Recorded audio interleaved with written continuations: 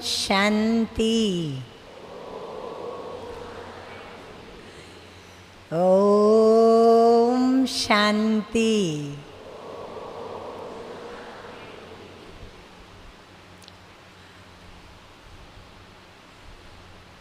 आज का जो विषय है अमृत वेले का महत्व। हम ब्राह्मणों में तो कोई भी ऐसा बाबा का बच्चा नहीं होगा जो अमृत वेला के महत्व को नहीं जानता हो, परंतु फिर भी अमृत वेला शब्द जो है उसकी परिभाषा मैं आपके आगे रखना चाहूँगी, क्योंकि कम समय में मुझे आपके पास कुछ बातें रखनी हैं, जो कुछ बातें जैसे सागर से घाघर भरी जाती है, ऐसे हर एक के पास वो घाघर के रूप में समाई हुई रहे, ताकि अमृत वेला करने में सुविधा रहे। जैसे बाबा कहते हैं कि अमृत वेला मेहनत का काम न लगे, परंतु ऐसी मोहब्बत वाला वह समय लगे कि हम सहज और सरलता के साथ, बड़े उमंग और उत्साह के साथ बाबा को सुप्रभात, गुड मॉर्निंग करने के लिए स्वतः ही बिना आलस्य के जागृत हो जाएं, और यही उत्साह उमंग हमें पूरे दिन के लिए इतना शक्तिदायक प्रवृत्त करे कि हमारा पूरा दिन इतना उमंग, उत्साह, उमंग के साथ और शक्तिवर्धक, और जो भी परिस्थितियाँ आए, जो भी परीक्षाएं आए, जो भी प्रतिकूल संजोग आए, हम उनका बखूबी विजयी हो करके सामना करें और विजय को ही प्राप्त करें। और हम सदा विजयी रत्न हैं और बाबा के अमूल्य कोहिनूर हीरा हैं, ये सदा महसूस करते रहें। अमृत वेला दो शब्द हैं, एक है अमृत और दूसरा है वेला। अमृत का अर्थ है वह एक ऐसा पेय पदार्थ शास्त्रों के अंदर गायन में आया हुआ है कि जो अमृत पान करते हैं वो अमर बन जाते हैं, और उस पर शास्त्रों के अंदर बहुत सुंदर आदर्श युक्त शिक्षाप्रद कहानी भी बताई जाती है। देवताओं और असुरों के बीच समुद्र मंथन हुआ, और उस समुद्र मंथन के अंदर एक तरफ असुर और एक तरफ देवताएं, उन्होंने उसको मथा, और उसमें से जो भी मंथन से चीज़ें निकलती गई वो चीज़ें बांटते चले गए, और दोनों ही पक्ष में यह एक उत्कंठा तीव्र गति की रही कि अमृत जो निकलेगा वो अमृत का पान देवताएं समझे हम करें और असुर समझे कि हम करें, क्योंकि अमृत की विशेषता यह कि जो अमृत पिएगा वो अमरत्व को प्राप्त होगा। तो अमरत्व भला कौन नहीं चाहेगा। अमरत्व तो सभी चाहते हैं। तो आज हम थोड़ा उस बात को देख लेंगे कि अमरत्व हमें किन किन बातों में चाहिए। दूसरा शब्द है वेला। वेला माना समय।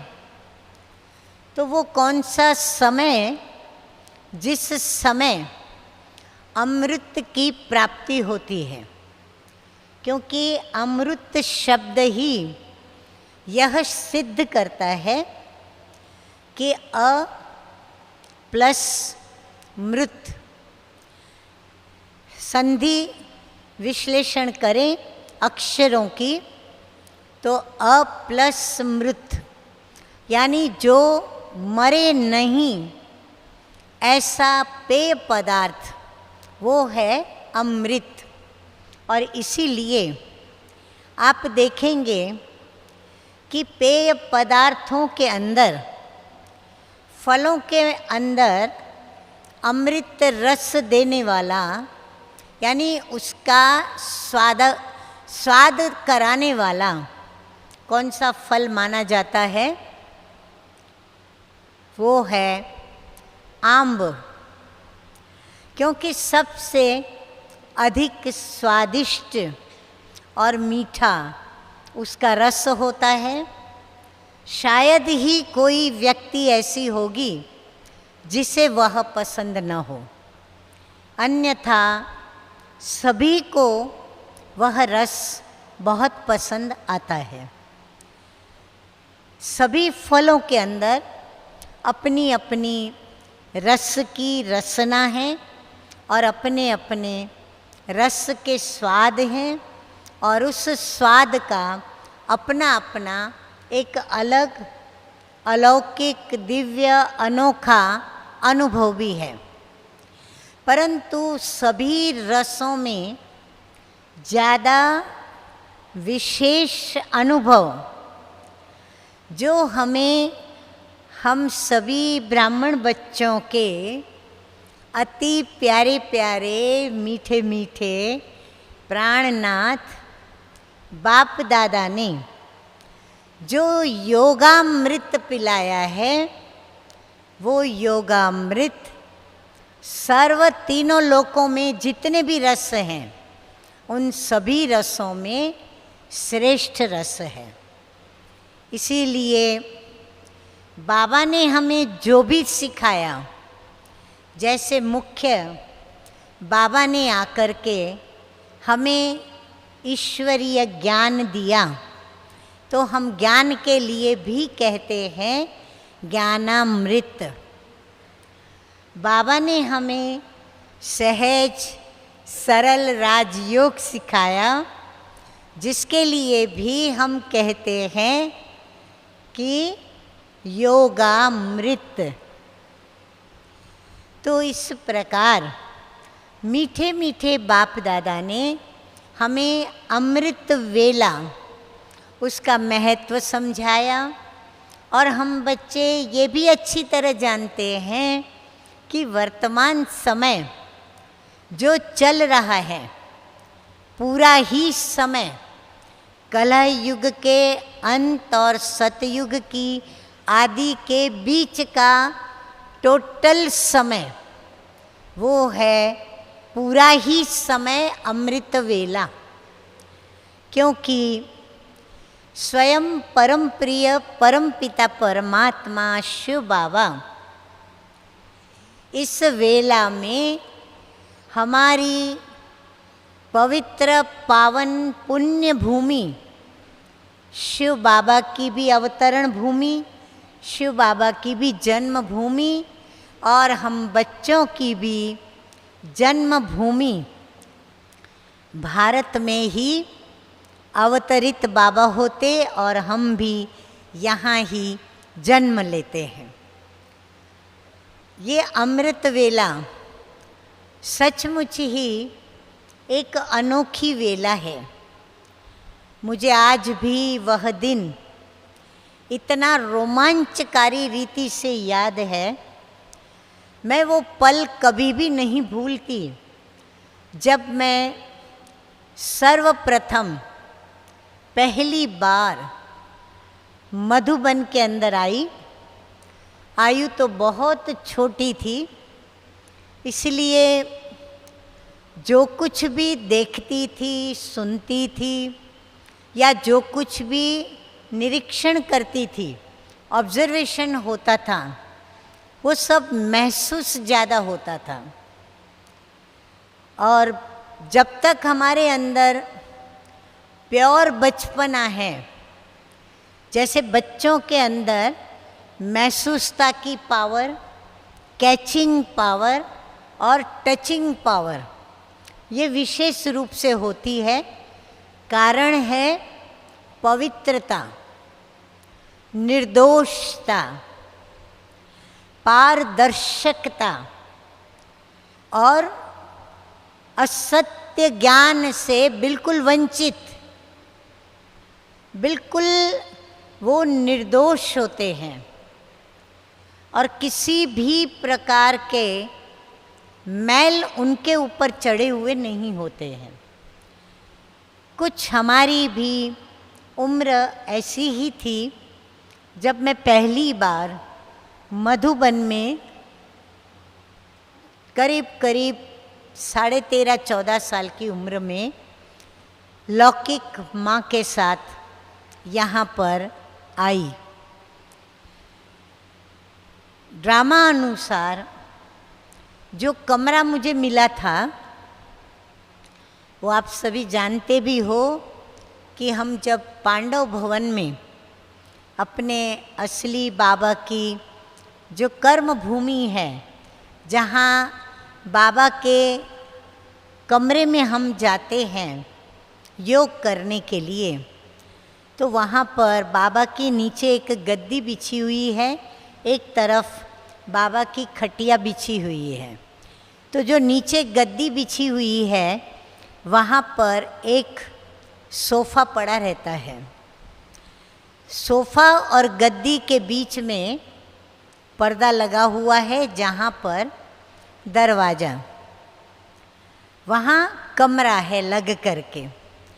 तो मुझे ड्रामा अनुसार वो कमरा मिला था, क्योंकि तभी तो पांडव भवन ही मधुबन था और कोई भी ओम शांति भवन नहीं, मेडिटेशन हॉल नहीं, ज्ञान विज्ञान भवन नहीं, सुखधाम नहीं, कोई भी भवन तभी नहीं था।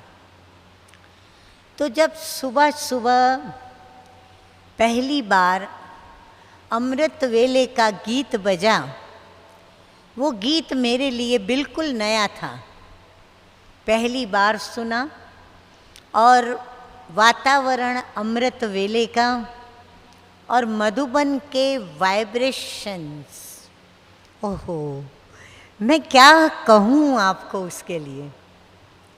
इतना पवित्र, सुंदर, स्वच्छ और बिल्कुल प्रभु के समीपता का अनुभव कराने वाला, बिल्कुल बाबा मैं हो जाने वाला वातावरण, और उसमें भी बिल्कुल पास में बाबा। तो जब गीत बजा तो गीत सुन कर के वो जो जागना हुआ, मैं आज भी उस गीत को याद करती हूँ तो मैं खो जाती हूँ। वो गीत यही था कि जाग सजनिया जाग, नवयुग आया, नवयुग आया, सजनिया जाग। फिर लाइन थी, बीत गई, बीत गई, सब बात पुरानी बीत गई, नया जमाना, नई कहानी। तो ये जो भी शब्द थे वो प्रैक्टिकल इस समय के अनुरूप, और ये भी हम जानते हैं कि ये सारे गीत जो हैं वो किसने बनाए? बाबा ने हम बच्चों के लिए, खास हम बच्चों के लिए प्रभु ने उन लिखने वालों के हाथों से लिखवाए और प्रभु ने बनवाए। तो स्वाभाविक उन गीतों के अंदर कितनी आकर्षण होंगी। और वह गीत जब बजता था, स्वतः ही आँख खुलती थी, स्वतः ही बाबा की मीठी मधुर अति स्नेह युक्त बाबा में बस उस ही घड़ी से लगन में लवलीन होने की, जैसे कि याद में हम उठ करके अपनी अपनी खटिया पर बैठ जाते थे और बाबा को याद करते थे। और फिर बाबा के सामने जा कर के तैयार होकर फ्रेश होकर और योग में पहुंचते थे। और वह ड्रामा, वह हमारा पाठ जो हम बिल्कुल बाबा के सामने बैठकर पहली ही लाइन में बाबा से वह रूहानी मिलन मनाते थे, रूहानी नेत्रों के द्वारा। और वो नेत्र भी किसके थे? हम ब्राह्मण बच्चों के प्यारे प्यारे मीठे मीठे ब्रह्मा बाबा के। लेकिन उन नेत्रों के द्वारा दो दो बाप से हमारा मंगल मिलन होता था। और वो रूहानी दृष्टि का तो क्या कहना, वो नज़रों से निहाल होना, वो वरदानी मूरत वरदानों को प्राप्त करना और उन नैनों में ऐसे खो जाना कि आत्मा और परमात्मा अलग रहे बहुकाल, सुंदर मेला कर दिया जब सन्मुख मिला बाप, टीचर और सतगुरु, तीनों ही इकट्ठा। मैं अभी भी वह पल भुलाने की तो बात ही नहीं, इतने याद रहते हैं जब जब अमृत वेला उठकर बाबा की याद में बैठते हैं। आपको भट्ठी का लक्ष्य बताया गया आज, तो आप यहाँ पर आए हैं तो यही अनुभव यहाँ पर आप करें। आप सारे दिन की दिनचर्या में एक्यूरेट चलें, क्योंकि हम ही वो सच्ची सीताएं हैं, चाहे भाई हैं चाहे बहनें हैं, हम आत्माएं उस निराकार राम की वो सीताएं हैं जो अमृत वेले से लेकर के जो हमारे आगे मर्यादा की लकीर श्रीमत की जो बाप दादा ने दिनचर्या के रूप में खींची है, हम उस लकीर के अंदर रह कर के और बाबा को याद करें। कैसे याद करेंगे? मजबूरी से नहीं, थके हुए हों, नींद आती है, उबासी आवे, उठने का मन न करे, फिर भी उठ कर के आएँ, क्योंकि बाबा कहते हैं, क्योंकि मधुबन में आए हैं, क्योंकि मधुबन में आकर भी योग नहीं करें, हम जाएंगे, टीचर पूछेगी अमृत वेले रोज योग किया या नहीं। ऐसे कई प्रकार के जो रॉयल माया के विघ्न हैं, वो कोई भी विघ्न हमारे सामने नहीं आने चाहिए। लेकिन बाबा जैसे कहते हैं, बहुत प्यार से याद में लीन नहीं होना है। हाँ, कहते याद में लीन हो जाओ, ब्रह्म में लीन हो जाओ, प्रभु में लीन हो जाओ। लीन नहीं होना है सिर्फ, लेकिन हमें अपने प्यारे पिता परमात्मा के लव में, प्यार में, लगन में मगन होना है। इसको कहते हैं लवलीन होना। तो ऐसे लवलीन होकर के बैठना है, हमें कुछ भी याद न रहे, कौन आया, कौन गया, कौन आगे बैठा, कौन पीछे बैठा, कौन जुटका खाता है, कौन नींद करता है, कौन कैसे बैठा है, नहीं। ये समय बाबा ने मुझे दिया है अपने लिए। मेरा और बाबा के मिलने का ये पर्सनल प्राइवेट समय है जो स्वयं बाप ने हम बच्चों को दिया है, जिस समय सिर्फ हम बच्चों को ही बाबा मिलते हैं, भक्त भी नहीं मिलते उस समय। तो इसीलिए मैं अपने पिता परमात्मा से फिर जो जिस भी संबंध से उसे याद करे, वो उस याद में लव से एकदम मगन हो जाए। तो इस प्रकार हमें अपनी अमृत वेला सफल करना है। और अमर किस में बनना है? भले माया के विघ्न तो आते रहेंगे, जब तक यज्ञ है विघ्न आएंगे और आने ही हैं, परंतु हमें अमर बनना है सदैव उसके सामने विजयी होने में। सदा माया को दूर से भगाने में हम अमर पद प्राप्त करें। माया सदैव हमारे से डरती रहे, हम माया से न डरें, माया हमसे डरे और सदैव हमारे स्वमान हमारी स्मृति में रहे, अमर भव का वरदान लेकर के। ऐसे नहीं कि जब समय आया कर्ण को, अर्जुन को मारने का और वो मंत्र भूल गया,